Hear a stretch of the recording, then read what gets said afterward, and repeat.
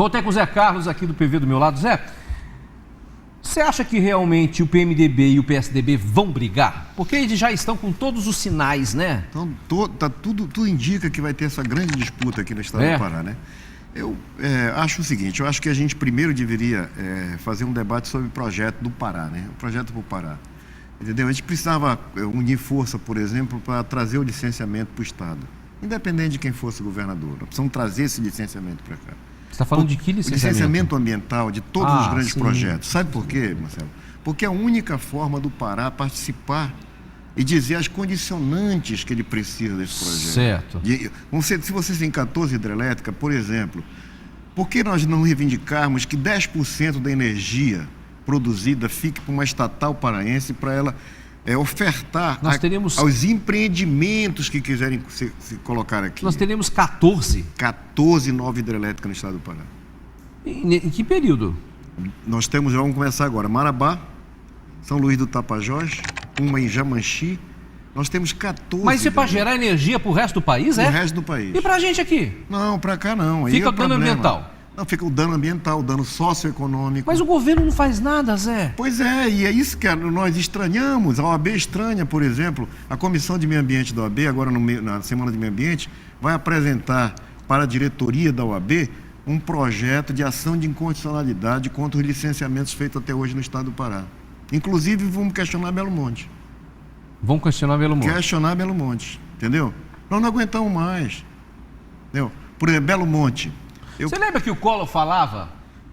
Você sabia? Você lembra que o Collor falava daquilo? Ele falava, porque eu tenho aquilo roxo. Você lembra que ele falava? Exatamente. Você não acha que falta um pouco de coisa roxa por aqui, não, rapaz? Porque do jeito que a coisa tá. Eu acho que a grande discussão que era. Tá parecendo corrimão de escada, todo mundo vai e passa a mão. Não tem sentido. Por exemplo, olha, eu fui agora em Brasil Novo. E na volta de Brasil Novo, aliás, indo de Altamira para Brasil Novo, encontrei uma manada de 1.800 reses que estavam atravessando pela Transamazônica para ir para Xinguara. E aí os empresários lá, na reunião que eu participei, diziam o seguinte: nós não estamos vendendo nada para Belo Monte. Eu disse, mas como vocês não estão vendendo? E boi vocês não estão vendendo? Vocês produzem boi aqui? Não, tudo é comprado de vem fora. Tudo de São Paulo. Tudo de fora. Tudo de São Paulo.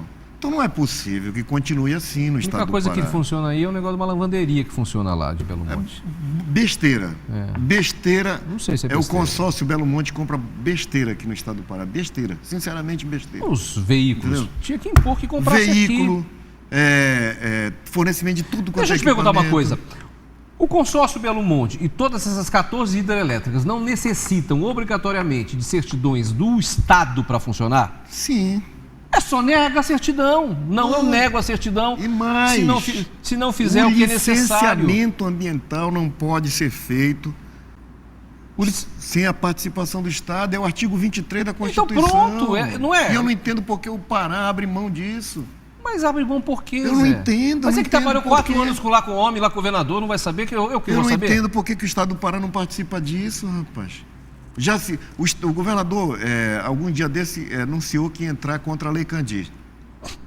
Ele anunciou. O dia que isso acontecer, meu amigo. O governador anunciou. A Lei Candir é do PSDB, foi criada pelo PSDB. O governador disse, o Estado do Pará vai entrar com ação de constitucionalidade contra a Lei Candir. Você acredita?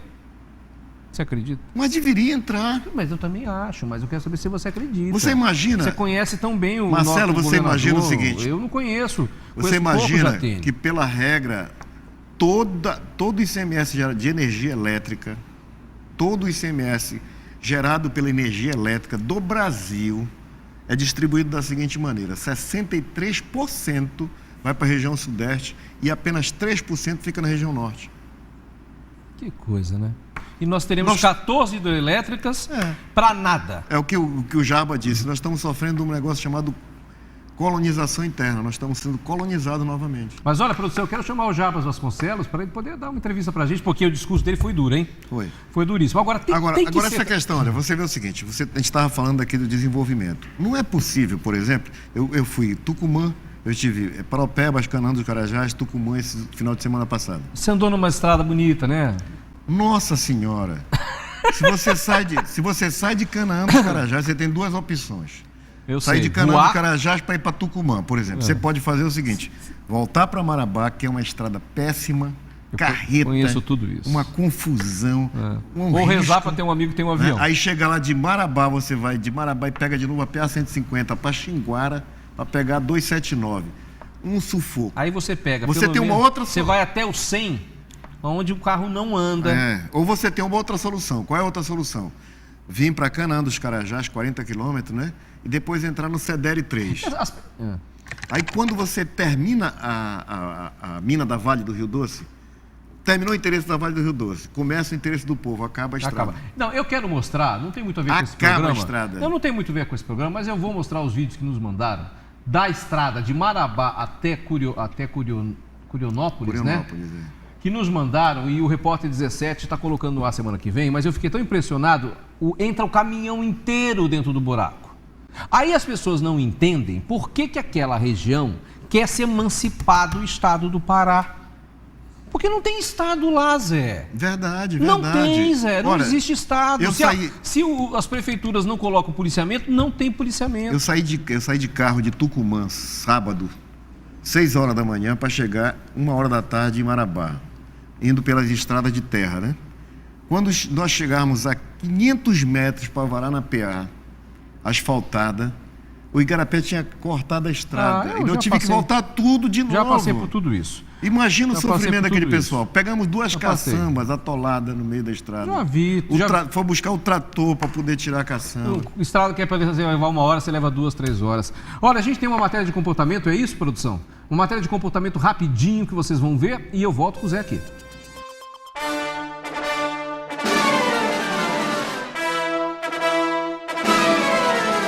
Uma das expressões artísticas mais antigas da cultura popular, o circo, que encantou gerações pelo mundo, já não é mais visto nas cidades com a mesma frequência de anos atrás. Com o tempo, muitas companhias deixaram de existir, mas há quem não deixe a cultura dos picadeiros morrer. Nas oficinas ministradas pelo professor Cleidiciano Cardoso, o aluno tem contato com as técnicas do trapézio e com as acrobacias aéreas e de solo. Quando acaba a oficina, tem um resultado, que é uma preparação de todo o treinamento que eles tiveram. Aí vem público e você assiste um pequeno número de 15, 20 minutos.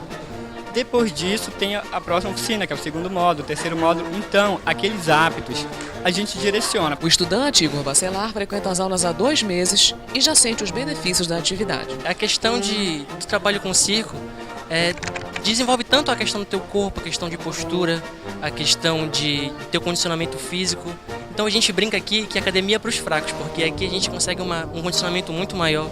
A gente consegue trabalhar a respiração, trabalhar a postura. Pessoas com problema de coluna podem vir fazer porque melhora muito bem a postura, melhora a questão da leveza de alguns movimentos, questão de caminhar, questão do condicionamento mesmo. Para os que desejam aprender as técnicas do trapézio e a acrobacia das artes circenses, o professor destaca os pontos principais trabalhados durante as aulas. O circo é muito corporal, mas antes de você fazer qualquer técnica circense, você tem uma preparação de alongamento, de flexibilidade.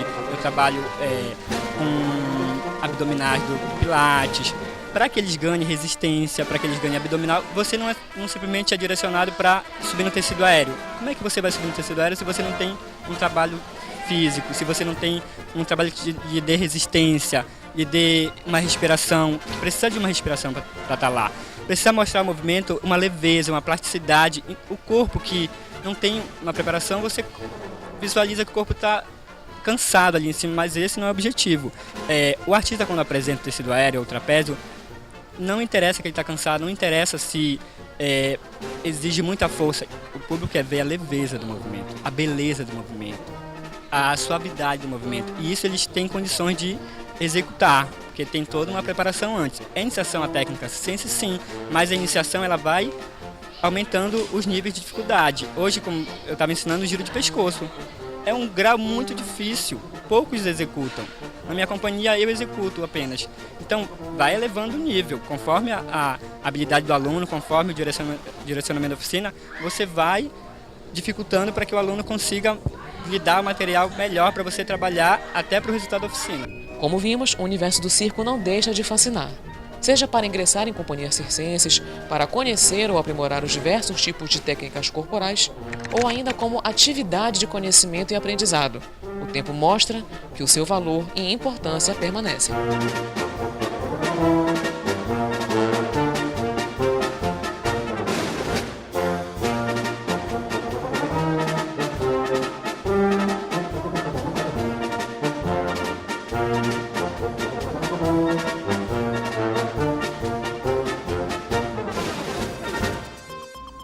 O Zé Carlos está comigo. Agora, Zé Carlos, a gente está falando de uma área, de uma região, veja bem, que ainda é uma região rica, né? Você tem lá grandes empresários, você tem a mineração. E quando a gente vai para o Xingu, meu amigo? Xingu, Marajó. Marajó. Marajó, outro dia desse eu tomei um susto. Mas o Marajó, a gente ainda se distrai com a beleza do Marajó. Mas imagina o seguinte, imagina, eu vou te contar uma história que me deixou assustado. Eu, na década de 80, fui visitar o município de São Sebastião da Boa Vista pela primeira vez. E quando eu passava em frente da Ilha Jararaca, naquela região ali de Ponta Negra, aquela região todinha, vi um fato que era moças, mulheres, vindo na canoa para acessar as balsas que iam passando. E eu conversando com aquele pessoal, depois descobri que aquilo era uma forma de prostituição, ou coisa parecida. Elas trocavam sexo por óleo diesel. Por óleo diesel. Na década de 80. E agora? Ano passado, no início desse ano agora, eu venho de Brasília para Belém, comprei uma National Geographic e encontro, em 2012, uma reportagem da National Geographic que a mesma coisa que eu vi na década de 80 acontece ainda. Continuava acontecendo agora com as netas daquelas senhoras. O que é isso? Imagina Resultado um negócio do quê? desse. Resultado do quê, Zé? Do abandono, da ausência do Estado. Da ausência do Estado. Agora você falou do Xingu. O Xingu é outra situação, aquele pessoal do Xingu, eu não sei como eles resistem. Porque você tem o seguinte, você tem um período da borracha, né? Em que eles eram abandonados à disposição dos coronéis da borracha. Aí veio o período militar, uma invasão militar naquela região, trouxeram pessoas do sul dizendo, olha, agora vocês têm terra aqui, vocês estão felizes da vida, né? Aí botaram as pessoas na terra.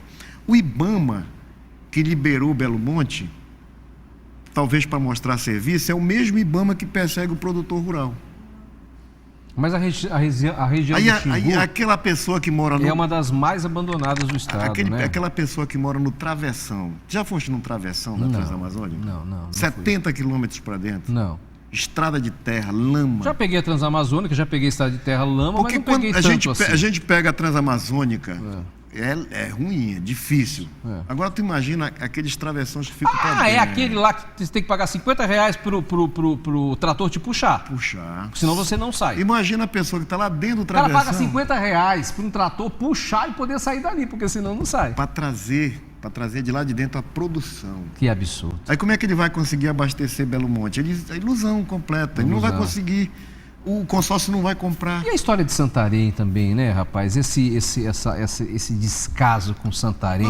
Uma terra maravilhosa, né? E nós estamos agora, Santarém, por exemplo, as estradas, Curuaúna, né? Estradas que já eram para estar prontas, já eram para estar maravilhosamente prontas. Santarém, por exemplo, é um município que tem quantos anos de existência? Um povo maravilhoso, né?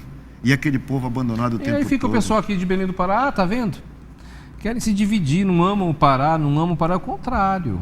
Amam demais, tanto que aguentaram até hoje. E não abandonam. E não, exatamente. Estão lá resistindo, produzindo, entendeu? Produzindo. Zé, a gente tem o Tarja Preta, que é o pessoal de humor. É rapidinho, a gente assiste e eu volto com o Zé Carlos.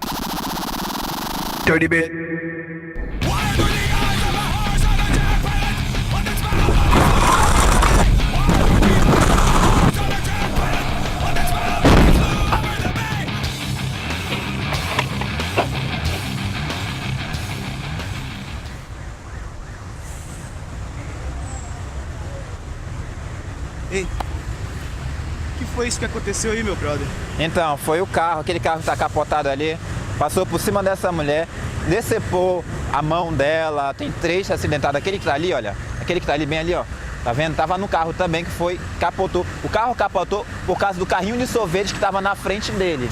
O cara não viu, capotou e pegou no braço. Só que na hora tinha uma velhinha. A velhinha foi atravessar. A velhinha foi atravessar a rua.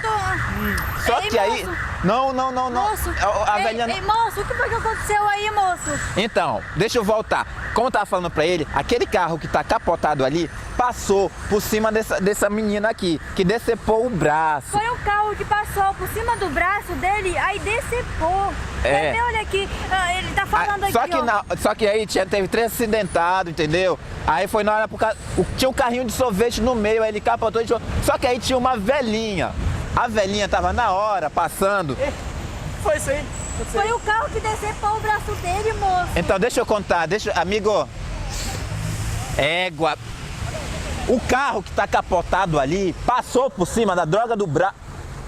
Quem que tava errado dos dois aqui, era? Não sei que tava errado, amigo, porque na hora tinha o carro do sorvete. Sinal fechado? Tava fechado? Não tinha sinal, velho. Não tinha sinal. Aqui não tem sinal, velho. Não tem sinal. Na hora que o carro tava passando, capotando. Mas e aí, esse carro de picolé aí aí? passa, Esse não carro- tem, então. Foi isso aí. Foi virose. Morreu todo mundo de virose. Todo mundo pegou atestado, tá ok? Vai se lascar.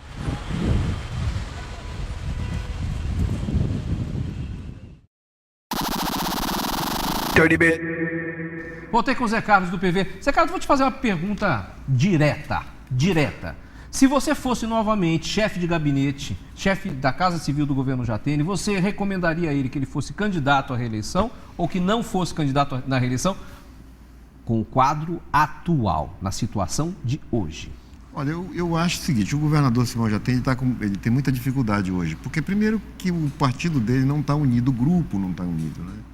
Eu acho que ele tem essa dificuldade, ele foi muito ousado no sentido de enfrentar aquelas feras que tem ali dentro do PSDB, ele enfrentou, conseguiu ser o seu candidato majoritário de todos, mas hoje ele tem problema. Primeiro porque ele tem dívida nas 2 regiões, ele enfrentou esse processo Da separação. da separação e acho que ele entrou em momento errado no debate, ele não devia ter entrado porque ele tinha prometido ser juiz do processo, acabou não sendo, acabou tomando partido, né?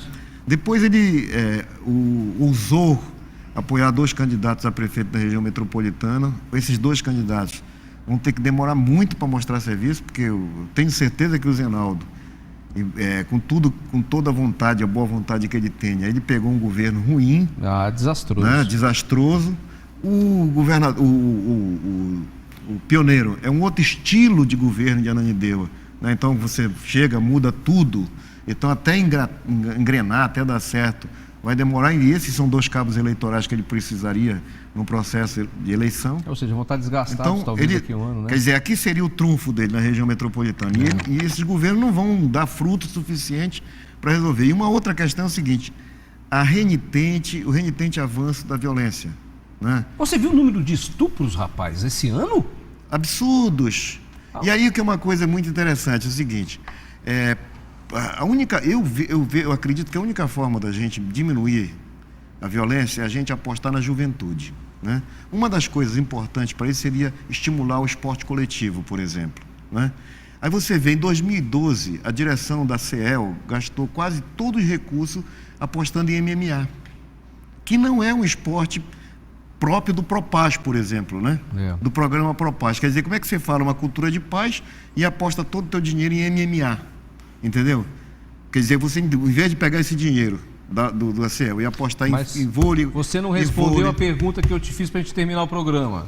Se você fosse o chefe da Casa Civil, homem de confiança do Jatene, como você foi durante 4 anos, lado a lado na sala, fosse hoje, e hoje ele perguntasse, você acha que o Zeca devia ser candidato à reeleição? O que é que você diria para ele? Eu diria para o governador Simão Jatene que eu acho que ele deveria perceber todos os problemas que estão acontecendo e liderar um processo novo no estado do Pará, de unificação das forças, das lideranças em torno de um programa e sair do processo, entendeu? Ele criar um programa, ele é capaz disso, ele é um planejador, ele tem possibilidade de dizer, olha, gente, eu vou deixar aqui para vocês o seguinte, eu não consegui, politicamente eu não consegui fazer, mas eu acho que aqui tem algumas coisas importantes para fazer. E quem fosse os candidatos poderiam pegar dessa sabedoria, dessa experiência que ele tem e poder tocar daí para frente. Mas eu acho que ele chegou a um momento que não dá mais, entendeu? Acho que é o limite, né? Zé, te agradeço demais a tua participação aqui. Não deixem de ler o blog do Zé Carlos. Qual é o endereço? zecarlosdopv.com.br. zecarlosdopv.com.br. Muito interessante o blog dele. Eu sempre passo por lá, pego algumas coisas, acho super interessante. Gente, eu vou ficando por aqui e vocês sabem, nesses mesmos horários que vocês estão acostumados, vocês podem nos encontrar aqui na sua TV Bacana, canal 17. Agora vocês ficam então com o pessoal da Banda Encantos. Vamos lá!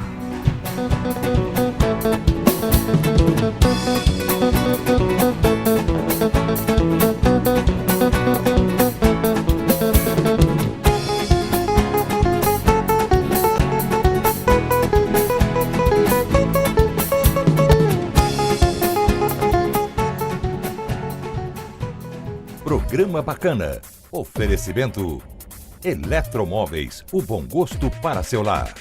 Asperge Benefícios, aqui sua vida é mais segura. Proteção total e amada. Segurança e prêmios para você o tempo todo.